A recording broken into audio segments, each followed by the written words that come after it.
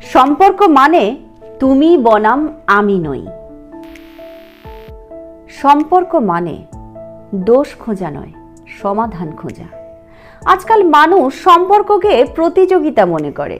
কে আগে ফোন করবে, কে আগে মেসেজ দেবে, কে বেশি ভালোবাসে। এইসব হিসেব করতে করতে ভালোবাসার আসল রূপটাই হারিয়ে যায়। একটা সম্পর্ক তখনই সুন্দর হয় যখন দুজনেই ভাবে আমরা একসাথে, তুমি বনাম আমি নই। অভিমান করলে করো, কিন্তু সেটা প্রকাশ করো। মন খারাপ থাকলে বলো, তুমি সময় দাও না। কারণ বলা না হলে সেই অভিমান একদিন অভিযোগে পরিণত হয়, আর অভিযোগই সম্পর্কের শেষ ধাপ।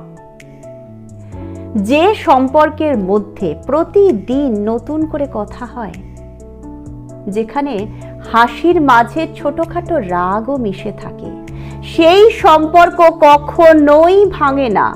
কারণ সেখানে ভালোবাসা আছে, আর আছে বোঝাপড়ার শক্ত ভিত।